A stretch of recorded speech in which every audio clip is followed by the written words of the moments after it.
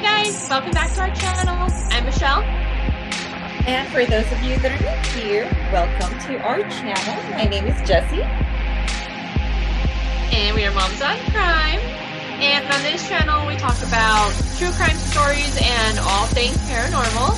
Today, Jessie has a story for us. What are we talking about today, Mama? Yes, so today we are going to talk about the Winchester Mystery House. But before we start on our story, please don't forget to hit that subscribe button. That way you guys can hang out with us twice a week. All right, so let's start with the Winchester Mansion. So the Winchester Mystery House, it's a huge mansion. Would that be like so redundant? Huge mansion, because that's how big it is. It's huge. It is located in San Jose, California. That was once the personal residence of Sarah Winchester.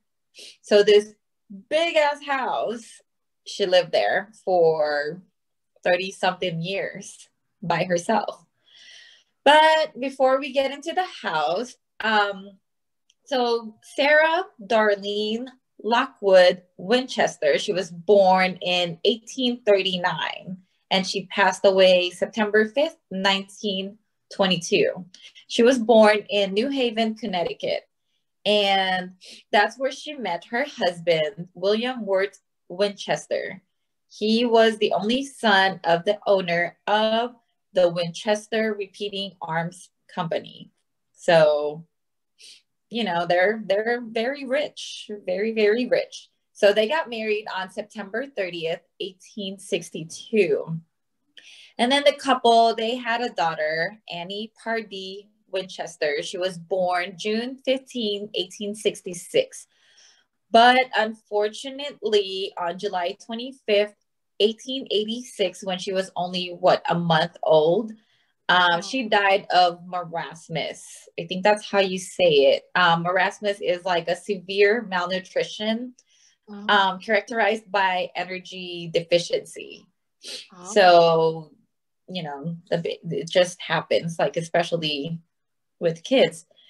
So, of course, you know, she was only a month old. Imagine what the family went through. And they never had any babies. I don't know if because, you know, she was traumatized, she was still grieving, and they didn't have any kids after that. So in 1880, her father-in-law passed away. So the company went to her husband. So the husband took over the company. But in 1881, her husband died of tuberculosis. Oh. And she inherited from his estate included $20 million. That was back in the 1800s, which is around $500 million today. Ooh. Wow. Yes. And not only that, on top of that, she also got 50% holding of the Winchester Repeating Arms Company and an income of $1,000 a day, which is around $26,000 a day today. Dang. I'd take the $1,000 a day. Yeah. Oh my gosh.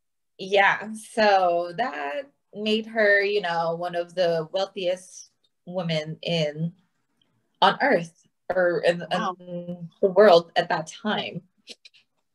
So after the death of her daughter and husband, you know, so she's mourning and, you know, why, like, this tragedy and stuff. So she went to see a medium. Of course, you know, sometimes, like, when you lose someone, you know, that's kind of how you cope. Of course, you miss them and you want to still connect with them. So she went to see a medium, which told her that she would have to leave her home in New Haven and travel west because she has to build a house in the West continuously for herself and the spirits of people who have fallen victims of the Winchester rifles. Oh. So the medium says you are kind of cursed because of the family business. So whoever died under these weapons, you know, they haunt you, and you have to build a house for their spirits. So Sarah, she left New Haven and she headed for California. So, you know, others, that's what they said. Like, she felt guilty because of, you know, like for the spirits and stuff. That's why she continued on building the house and stuff. So in 1884, she purchased an unfinished farmhouse in San Jose, California, and she began building her mansion. So she hired carpenters and workers, and they were working day and night. They would not stop, so they would be working 24 hours. I mean, she had that much money, so I mean, she could afford 24-hour work, right? So because they said, the medium also said if she stopped building, the spirits would get mad. So she had to continuously just keep on building, right? So she did not hire an architect because, of course, the architect would be like, no, that's not right. We can't build this here or whatever. So they said from 1886 to 1922, the construction never ceased. So that was what, around 36 years of continuous construction. Yeah. So the original house, it had 8 rooms when she bought it. So when it was finished, the house had 24,000 square feet, 10,000 windows, 2,000 doors, 160 rooms, 52 skylights, 47 stairways and fireplaces, 17 chimneys, 13 bathrooms, 6 kitchens, 2 basement levels, and 3 elevators. Oh, that's not a freaking house. That's a freaking building. Dang. So did she build up to like more stories on? Yeah, yeah. I think it went all the way up to 7 stories. What? For the house, yeah. Oh my gosh. So they said that it's a very unusual house. So the house also, you know, due to Sarah's arthritis, so there are special easy riser stairways. They were installed as a replacement for her original steep construction. So since she had arthritis, you would have like these little, you know, stairways that with like small steps and stuff. And she was only like 4'10". That was her height. So she's very tiny and with arthritis, so it's hard for her to, you know, go upstairs with like the big steps. So they constructed like stairways for her too. And they also said in this house, there was only one working toilet that she used for Sarah. It has been said that all other restrooms were just decoys to confuse the spirits. And she also slept in different rooms every night so that the spirits won't find her. Oh my God. So yeah, and then they said there are stairs that leading up to nowhere. So they said that she built her house like this so that, you know, the spirits will get confused, like what's going on in this house. And they said there would be doors. When you open them, it's just a wall. Or when you open them, it's like there's nothing there. Or like the stairs were just leading up to another wall. Like they don't make sense. So people say, you know, she built those to probably escape the spirits or something. Can you imagine living by yourself in that huge ass mansion? No. And trying that would scare me even more. Like, yeah. To me, I think I would rather be in a small space so you can see like all around you, like what's happening. So if there's a ghost, you can see them, right? But if you're in that big, huge house with like all those staircases and stuff, like, I don't know, to Yeah, me, that would scare me more. exactly. Me too. And you never know, like, who's going to be behind you or what's going to be on that other room. But yeah, but I kind of felt bad for her, you know, like if the stories are true, Yeah. like imagine living like that. Like she would Um, sleep in different rooms every night just so that the spirits won't bug her or she's like mentally like tormented by it. Like yeah, it was yeah, constant in her mind constantly. She's building on her house every day. Like it never leaves her mind. That's so yeah, sad. yeah. And also they said like many of the stained glass windows were created by one company and some were designed specifically for Sarah, including a spider web window and the repetition of the number 13. So I don't know why. Like she just like the number 13. I don't know if it's because she's very superstitious or Uh-huh. I don't know.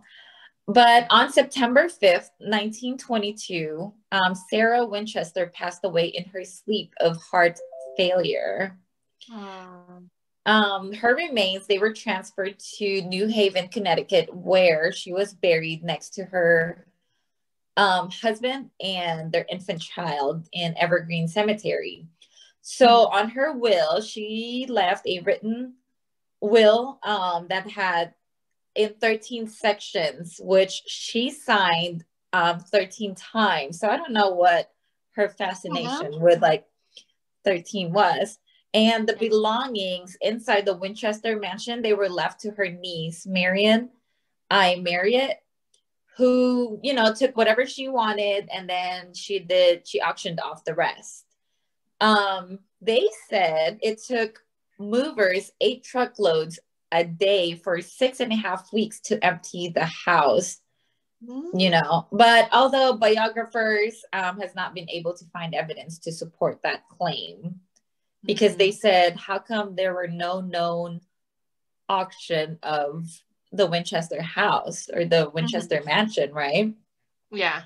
So then following her death, the home was auctioned to the highest bidder, I Mm. guess, who then turned it into an attraction for public. So now we can go and visit and see if, you know, there it's really haunted or whatever. And I'm pretty sure if there are spirits there, the spirits are still in there and they remained, you know. So 5 months after she died, the first tourists walked through the house.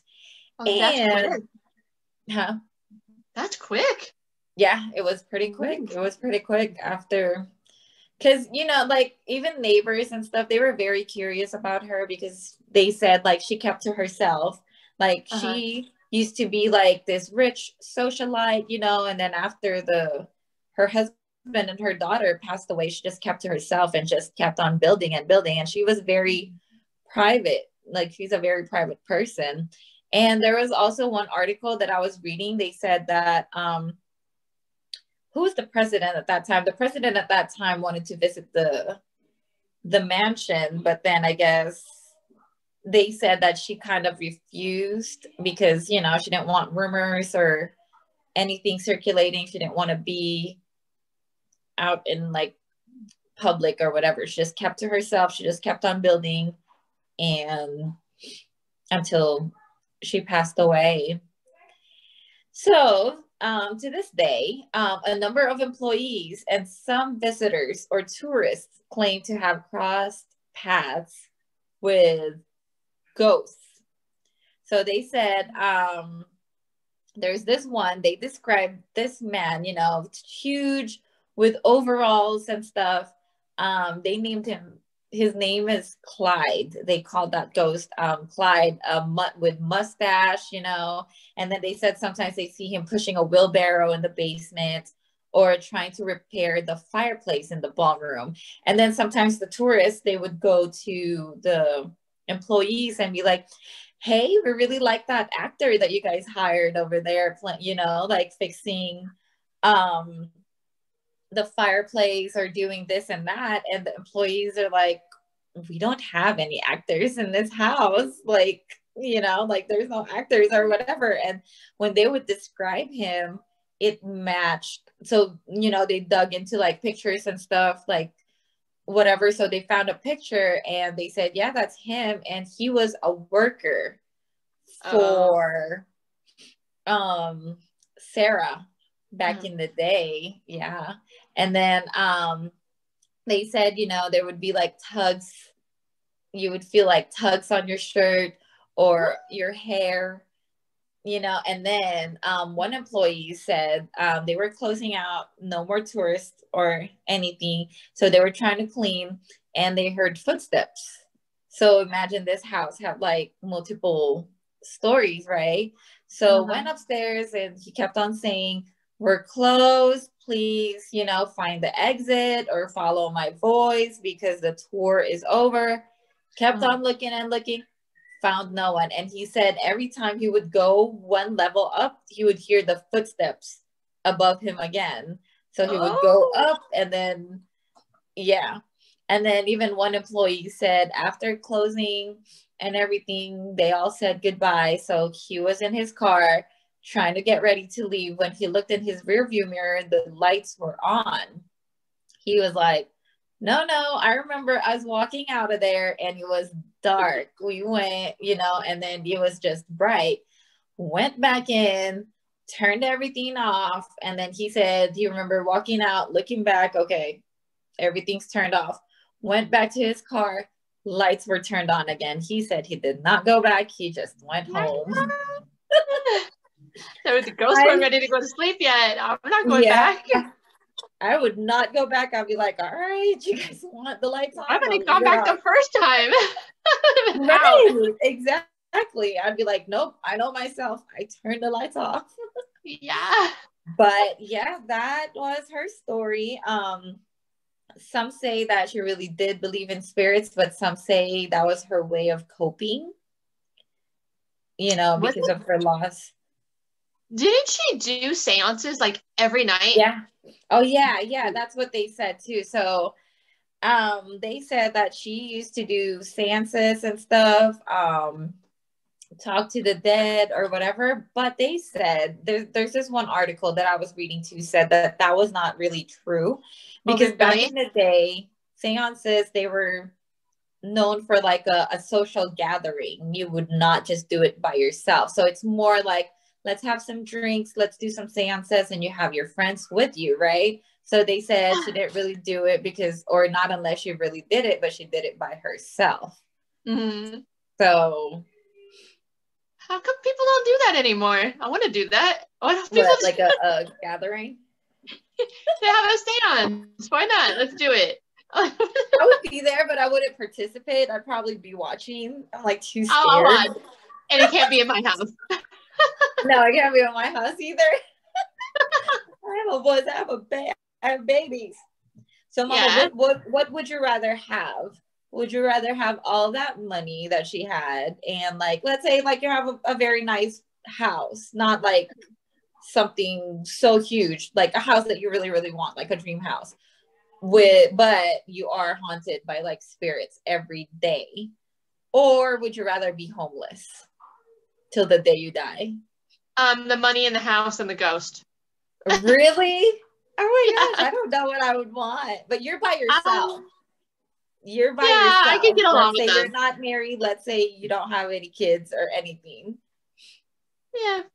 You take the house and the spirits. You think you get used to it? I mean, she was there for like 30-something years. Yeah, and I think it just like reason with them. Like, I think I would just reason with them and be like, listen, I'm sorry. I married into this family. Like, I'm sorry, you know, like that you died because of their guns. But I mean, I'm married and I'm not blood. I think I would just reason with them and be like, just like, be cool with me and I'll be cool with you. Right. That's true. It's like, I'm not blood. Well, that's probably why she didn't pass away right away. Yeah. So, because she wasn't blood, but I don't know. That's a story. My house is creepy, right? We've talked about this. It's creepy, that's true. And I just kind of just ignore it. Like, just whatever. I don't know what I would pick. I'm like, I'm scared. If I would have my husband with me, maybe I'll take him with me. But if I was by myself, maybe I'll be homeless. I'll be like, I'll build you a wing just for you guys. I'll build on a wing of the house just for you guys. You guys can do your thing over there. It's like, let's compromise. You guys can take the west wing, and I'll take the east, and let's not see each other. We're cool. Yeah. We're good. Just don't mess with me, and I won't mess with you. We're good. Yeah. I don't know. But yeah, that's the Winchester Mansion story. Hopefully, when all this craziness that's going on in the world is over, Michelle and I can probably do exploring over I totally want to go to California and go a few places. I've always wanted to go to the Winchester House. I've never been there, and I want to go so bad. So we're adding that to the list of goals in our life where we want to go. Yes. Same here. I'm from San Jose, California. I've never been there. Sadly. I'm from San Diego. I mean, I moved here when I was little, but I mean, I go every year almost, and I've never even been to the Hotel Del Coronado, and we go every year, like to the beach right there, and I've never gone inside, and I want to so bad. So they were adding that to our list. We have so many places that we're gonna go to. So you guys stay tuned because we have a lot of surprises for you guys. Yes. And if you guys like this story, it is October, so we are going to have a lot of paranormal, spooky stories, surprises for you guys. So stay tuned and don't forget to like and subscribe. And don't forget to turn on the notification bell so you get notified every time we upload, usually twice a week. So you'll be the first one to know, so you can come hang out with us. And also, we have merch. We got shirts for sale. These shirts, here's one of them. There's 3 colors available. And they set up an Etsy shop. So the link below in the description box for our Etsy shop, so you can go and join us. Yep. Go get yours today. Yes. So that's all. And also, if you guys want to follow us on social media, we have Facebook, Instagram, and Twitter. And you can also email us at momsoncrime@gmail.com. So if you have any ideas for stories you think we should cover, or if you have any ghost stories of your own, if you've been to the Winchester House and you've had experiences, please tell us. We want to hear. You can leave it below in the comments. You can email it to us. We want to hear all the spooky stories. So that's all we have for today, guys. We'll see you next time. Bye, guys.